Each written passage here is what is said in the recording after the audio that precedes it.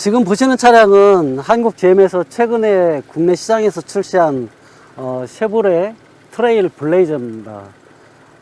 콤팩트 SUV에 속하는데 쉐보레 측에서는 B 세그먼트 또는 C 세그먼트 어디에도 속하지 않은 임팩트 SUV라고 소개를 하고 있죠. 전반적으로 봤을 때 디자인은 좀 깔끔한 그런 인상을 좀 주고 있어요. 사실 소형 SUV, 사실 제가 봤을 때는 좀 콤팩트 SUV라고 표현하는 게 맞는 것 같은데, 이 콤팩트 SUV, 차체가 크지도 않으면서도 뭔가 좀 이렇게 그 소형 SUV 느낌이 좀 많이 드는 그런 전체적인 분위기를 주고 있습니다. 어떤 젊은 감각, 그러니까 지금 차체의 색상이라든가 지붕의 색상이 좀 다르죠. 그래서 뭔가 좀 개성적인 느낌을 더하는 그런 느낌을 줄 수가 있습니다. 지금 본닛 상단에 이제 살짝 그 캐릭터 라인을 줬어요. 그래서 포인트를 좀 줬고, 듀얼 포트 그릴 같은 경우 사실은 이제 이게 가장 중요하거든요. 그 자동차 디자인을 볼 때 잘 됐다, 못 됐다, 디자인 설계가 이렇게 평가를 받는 거는 라디에이터 그릴과 또는 헤드램프가 어떻게 첫인상을 강하게 심어주냐를 이렇게 어떤 효과를 주는 게 중요하거든요. 근데 지금 봤을 때 이 듀얼 포트 그릴 같은 경우에는 어떤 그 쉐보레 브랜드만의 어떤 아이덴티티를 그대로 이어가는 패밀리룩 처리를 한 그런 느낌을 주고 있고요. 그래서 말리부라든가 임팔라에서도 봐왔던 그런 인상을 주고 있습니다. 쉐보레의 엠블럼, 이 어떤 직선적인 그런 느낌이 강하고, 여기도 이제 어떤 본닛 상단에도 어떤 캐릭터 라인을 주어서 살짝 직선 느낌을 강조하고 있습니다. 지금 보시는 그 헤드램프 같은 경우는 이게 헤드램프가 아니고 이건 주간 주행등이거든요. 이거는 헤드램프고, 그러니까 요즘에는 사실 이제 과거의 헤드램프하고는 다르게 지금 요즘에 나오는 그 디자인 트렌드는 그 LED를 적용하기 때문에 디자인의 자유성이 굉장히 방대해졌습니다. 예전엔 이런 반구를 넣으면 반사광이라든가 이 렌즈가 꼭 들어가야만 됐거든요. 근데 최근에는 그 LED가 적용되면서 이런 거는 무시를 해버립니다. 그러다 보니까 지금 어떤 디자인 감각이 옛날에는 무조건 헤드램프가 위에 있고 주간주행 등이 밑에 있고 이런 거를 파괴를 하는 거죠. 그만큼 디자이너들의 어떤 창작력이 굉장히 높을 수가 있습니다. 그래서 주간주행 등이 상향에 위치해 있고 어떤 헤드램프가 그 밑에 위치했다는 거는 좀 색다른 이미지인데, 전반적으로 이렇게 앞쪽에서 보면 주간주행 등이라든가 헤드램프, 어떤 그 라디에이터 그릴 같은 경우 전반적으로 좀 강한 느낌, 그리고 이 차는 이제 액티브, 트림별로 봤을 때 이제 액티브에 속하거든요. 그러다 보니까 어떤 그 산악 지형에서 오프로드 주행할 때 어떤 스키드 플레이트를 통해서 적용을 해서 어떤 진흙이라든가 자갈길이라든가 이런 게 차체 하단에 닿는 걸 좀 방지하는 그런 역할을 하고 있습니다. 그래서 좀 뭔가 좀 강한 인상, 그런 인상을 주고 있습니다. 측면에서 보면 측면 같은 경우도 지금 이제 루프의 색상이라든가 또는 이제 그 아웃사이드 미러, 그 사이드 리피터의 이 투톤 컬러, 그리고 이제 차체는 이제 검정색으로 됐는데 이렇게 투톤 컬러를 하다 보니까 뭔가 좀 젊은 감각, 그런 느낌이 나요. 차체 전장 같은 경우는 이제 4425mm거든요. 아주 큰 사이즈는 아니죠. 근데 휠 베이스가 2640mm로 세팅이 돼 있어요. 그래서 이 타이어와 타이어 사이에 그 휠 베이스가 2640이니까 어떤 전장에서 차지하는 휠 베이스의 그 포션이 좀 길게 세팅이 됐단 말이죠. 그러니까 SUV에서 이 휠 베이스가 길게 세팅이 되면 어떤 코너링에서 퍼포먼스를 좀 발휘할 수가 있어요. 그리고 어떤 실내 같은 경우에 공간 활용성을 좀 더 높일 수 있다. 지금도 보시면 앞서 직선을 말씀드렸는데 윈드 스크린의 그 경사각이라든가 아니면 지붕에서 리어 엔드로 떨어지는 그 각이라든가 이런 게 다 직선이에요. 그리고 지금 윈도우 라인 같은 경우도 보니까 좀 뭔가 좀 선이 강조된 그런 느낌, 그래서 뭔가 좀 이렇게 강한 인상, 다이내믹한 느낌도 들면서 어떤 남성적인 이미지가 강조되지 않았나. 휠하우스 같은 경우는 이제 플라스틱 재질을 적용을 한 것 같은데, 이렇게 이제 그 별도로 가니쉬를 넣음으로써 어떤 그 차체하고 뭔가 좀 이렇게 일체화되기보다는 뭔가 개성을 강조하는 그런 느낌이라고 볼 수가 있고요. 타이어 같은 경우는 지금 보시면 굉장히 아주 그냥 러프하죠. 이 차가 이제 그 오프로드에서도 많이 달릴 수 있는 그런 그 용도로 나왔기 때문에 차체 같은 경우는 이제 액티브에서는 그 17인치 휠에 한국 타이어 제품을 넣고 지금 타이어는 이제 225mm입니다. 그리고 편평비는 60R로 세팅이 되어 있는데 제가 알기로는 이제 55부터 시작되는 걸로 알고 있었는데 좀 더 편평비를 강조를 하는 걸로 알고 있습니다. 근데 이 타이어 같은 경우는 편평비를 좀 높게 세팅해서 좀 더 그 도심에서의 주행에 좀 가까운 듯한 그런 타이어인데, 원래는 이제 산악지형을 감안한다면 편평비가 더 낮아야 되겠죠. 근데 어쨌든 전반적으로 측면에서 봤을 때 좀 더 이렇게 직선 중심이고 이쪽에 그 선이 좀 날카롭게 보여져서 좀 더 그 파워 넘치는 그런 거를 좀 강조한 디자인이 아닌가 싶습니다. 뒤쪽을 한번 볼게요. 뒤쪽 같은 경우 이제 리어엔드에 하나의 그 스포일러 기능을 하는 것 같습니다. 리어 스포일러 기능을 통해서 어떤 고속 주행에서 다운포스를 통해서 좀 차체에 안정감을 주는 듯한 그런 걸 이제 기능을 더하기 위해서 이렇게 스포일러를 덧대죠. 그리고 여기 이제 스톤 램프가 있고, 지금 이제 이쪽 리어 램프 같은 경우는 이제 LED가 적용이 됐는데 전반적으로 이게 그 블록하게 나왔어요. 이 차체가 매끈하지만 뭔가 입체성을 좀 강조하는 듯한 느낌이 듭니다. 근데 하여튼 밸런스는 잘 어울리는 것 같아요.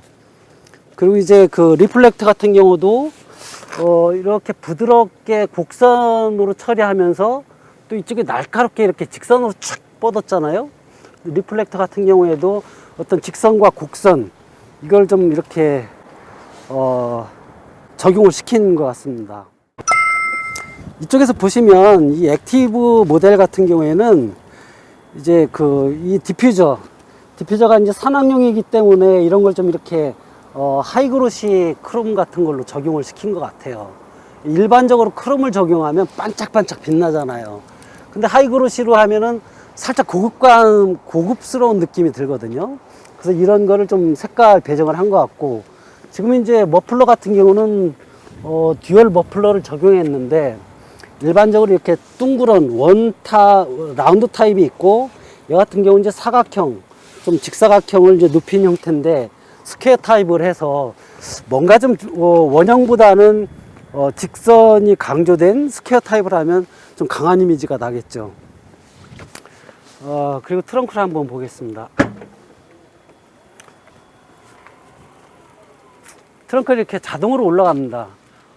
여기 이 버튼을 누르면 이제 자동으로 닫히고, 근데 지금 이제 뭐 이 정도의 트렁크는 살짝 작아 보이긴 하는데, 여기에 이제 뭐 스페어 타이어를 적용시킬 수도 있고, 근데 안이 많이 비어 있어요. 이렇게 보시다시피. 근데 이게 이 정도면은 제가 알기로 한 460리터 정도를 수용할 수 있는 거로 알고 있거든요. 근데 그쪽에서 잠깐 한번 보십시오. 제가 이쪽 그 리어 그 시트를 한번 폴딩 시켜 볼게요.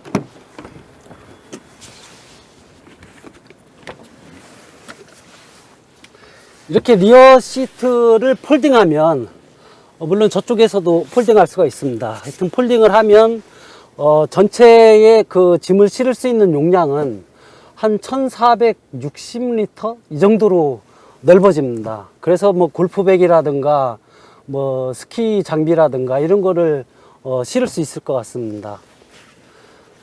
차체가 아주 큰 건 아니지만 하여튼 그 짐을 적절하게 실을 수 있을 것 같다는 그런 생각이 듭니다. 실내로 한번 들어가 보겠습니다.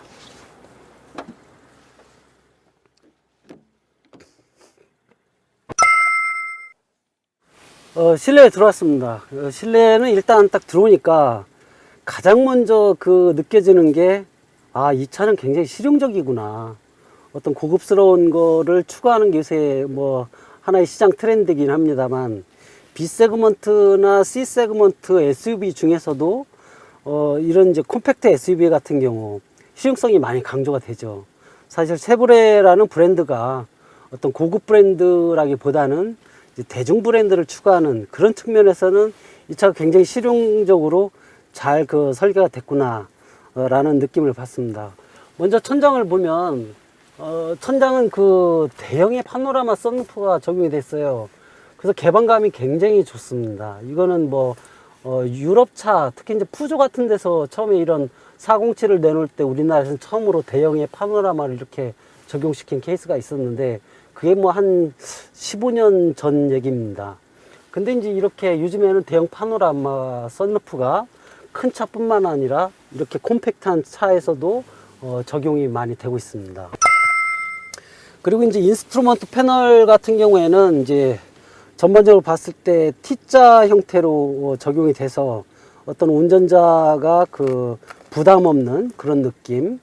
인스트루먼트 패널 하단에 벤틸레이션 패널 같은 경우에는 뭔가 이렇게 좀 이렇게 민자 형태가 아니라 약간 입체적으로 굴곡을 줬어요.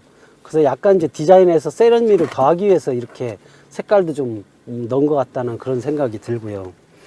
그리고 이제 액티브 같은 경우는 이제 앞서 말씀드렸다시피 이제 오프로드 중심이란 말이죠. 그래서 스티어링 휠이 이게 둥그렇게 적용이 됐어요. RS 같은 경우는 이제 디커 스티어링 휠이라서 도심에서 주행할 때 좀 더 운전할 때 어떤 박진감 넘치는 그런 걸로 해서 디컷을 적용하는데, 얘 같은 경우는 이제 원형 형태로 내놨고, 계기판이라든가 이런 곳에도 계기판 중앙에 이제 디스플레이를 적용을 시켜서 주행거리라든가 아니면 이제 주유가 어느 정도 남아 있는지 그런 다양한 걸 볼 수가 있습니다. 물론 이제 얘는 상시 사륜구동 시스템이 적용되기 때문에 이 버튼을 눌렀을 때 이 계기판에서도 이제 상시 사륜구동 시스템이 적용되는 버튼이 나오게 되고요. 또 하나의 장점은 이 차는 큰 차는 아닙니다. 그럼에도 불구하고 콤팩트 SUV에 속하는데 헤드업 디스플레이가 적용이 됐다는 거죠. 헤드업 디스플레이가 적용이 되면 윈드스크린에서 앞에 이제 인스트루먼트 패널 위쪽에다가 이렇게 운전석에 헤드업 디스플레이를 적용함으로써 운전할 때 굉장히 다양한 정보를 쉽게 알 수가 있습니다. 그래서 이거는 실용적이기도 하고, 보통 한 3, 4년 전만 하더라도 고급차에서나 헤드업 디스플레이가 많이 적용이 됐었거든요. 근데 요즘에는 이제 세그먼트가 이제 A, B 이런 데까지도 이런 것이 적용된다는 게 이제 하나의 시장 트렌드인 것 같습니다. 에어벤트 같은 경우는 하나, 둘, 셋, 넷. 이제 이쪽에 크롬을 적용을 했죠. 그게 좀 눈에 띄고요. 그리고 이렇게 대시보드 상단에는 뭘 놓을 수 있게끔 수납 공간을 마련해 놨네요. 이거는 좀 제가 예상치 못한 건데, 어쨌든 여기에 지갑을 넣거나 아니면은 또 다른 간편한 소지품을 넣을 수는 있을 것 같아요. 근데 많이 이용할 것 같지는 않습니다, 사실은. 이 앞쪽은 보통 이제 짐을 넣거나 이런 개념은 아니기 때문에. 그리고 이제 센터 패시아에는 이제 내비게이션 시스템이 있는데, 얘는 이제 버튼식이에요. 그래서 좀 좋고, 버튼식이 요즘에 이제 하나의 추세고, 그리고 지금 버튼류가 하나, 둘, 셋, 넷, 10개, 15개. 버튼류가 굉장히 적죠. 그럼 이제 운전 중에든 뭐든 운전자가 사용할 때 훨씬 편의성이 높습니다. 옛날에는 버튼이 특히 벤츠 같은 경우는 한 40개 정도가 됐었어요. 40개도 넘었었던 것 같은데, 이게 이제 버튼이 적어지면 그만큼 이제 쉽게 이렇게 눌러서 공주 시스템을 만진다든가 아니면 라디오를 켠다든가 아니면 내비게이션 시스템을 적용을 시킨다든가 할 때 편하고 빠르게 할 수가 있습니다. 그런 점에서 괜찮은 것 같습니다. 시트도 이건 착자감이 주행 중에는 굉장히 부드럽고 안락한 느낌이었는데 지금은 또 약간 견고한 느낌도 받아요. 근데 실제로 운전을 하다 보면 그 착자감이 굉장히 좋습니다. 전반적으로 보니까 실내 공간 활용성을 이렇게 뭐 세심하게 배려한 듯한, 그러니까 지금도 이제 여기 그 센터 패널에 보시면 이게 이제 컵홀더라고 하죠. 컵홀더 사이에 이렇게 홈을 파내 놨어요. 이런 경우는 내가 처음 보는데 이게 이제 이렇게 뭐 핸드폰을 넣으라는 얘기 같아요. 근데 제 거는 커서 그런지 이게 들어가진 않습니다. 뭐 헐렁헐렁 되는데 하여튼 이게 약간 좀 커서 이게 좀 제대로 들어갔으면 하는 그런 생각도 듭니다. 어쨌든 그 설계를 한 것이 어쨌든 이런 그 컵홀더에 다양한 그 기능이 추가가 되는 아주 세심하게 배려한 듯한 느낌이 듭니다. 전반적으로 봤을 때 실내 디자인은 뭐 고급스러운 재질이 적용된 건 아니에요. 사실 B 세그먼트, C 세그먼트에서 아주 뭐 고급스럽게 설계되는 그런 차는 이제 프리미엄 브랜드 같은 경우가 적용되지만 대중 브랜드에서는 많지는 않습니다. 저긴 또 보스 오디오 시스템이 적용이 됐네요. 보스 오디오 시스템은 이제 고음에서 뿐만 아니라 특히 이제 저음에서 굉장히 좀 이렇게 소리가 좋죠. 개인적으로는 이제 보스 오디오 시스템에 대해서 좀 선호하는 편입니다. 하여튼 전반적으로 다시 원론적으로 들어왔을 때 트레일 블레이저의 그 실내 디자인은 굉장히 실용적이다. 그래서 젊은 사람이든 그 좀 젊은 감각이 강조가 됐고 그리고 전반적으로 아주 실용적으로 설계가 됐다, 이렇게 평가하고 싶습니다. 예, 지금 엔진룸을 열어봤는데요. 뭐 이쪽에 뭐 이 엔진 액티브 쉐보레 트레일 블레이저 액티브 모델 같은 경우는 1.35 배기량이 1.35고요.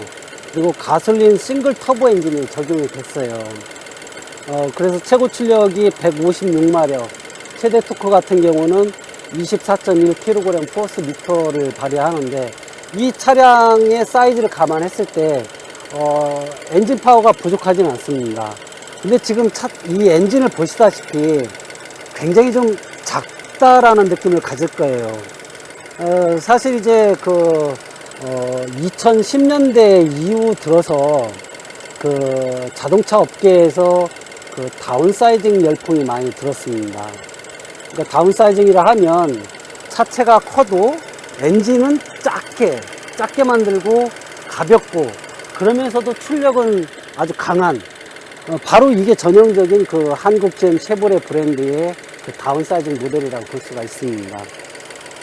이 차량 같은 경우 어쨌든 그 제가 주행을 해보니까 퍼포먼스나 이런 측면에서 B 세그먼트, C 세그먼트에 속하는 콤팩트 SUV로서의 그 주행 감각, 특히 가속감, 순간 가속성, 이런 측면에서는 페달 반응이 비교적 빨랐다는 생각이 들어요. 그래서 풀스로틀로 출발하지 않더라도 어떤 탄력적인 주행감, 이런 거는 뭐 충분히 보내줄 수 있다라는 그런 생각을 갖습니다. 그리고 이 엔진룸에서 봤을 때 이렇게 가로바 형태로 뭘 적용을 시키지 않더라도 앞쪽에 이렇게 바 형태로 그 철골 구조가 적용이 돼서 어떤 좀 단단한 느낌, 그 핸들링 같은 데서 이렇게 찌그러지는 현상을 방지할 수가 있거든요. 그런 느낌이 들고, 아까 제가 주행하다 보니까 살짝 그 풍절음이 좀 많이 났었어요. 그래서 지금 인슐레이터 패드 같은 경우도 이걸 좀 많이 좀 적용을 시켰으면 어떨까. 지금도 이런 어떤 알루미늄 재질을 통해서 어떤 그 실내로 들어가는 엔진음을 갖다가 차단시키려고 했던 것 같은데 이게 좀 살짝 그 아쉬운 점이 있긴 합니다. 어쨌든 뭐 전반적으로 다운사이징이라는 측면에서 봤을 때는 어떤 친환경적이기도 하고 그러면서도 좀 파워풀한 그런 가속성을 낼 수 있다는 측면, 퍼포먼스를 제대로 발휘할 수 있다는 측면에서는 뭐 권장하고 싶습니다.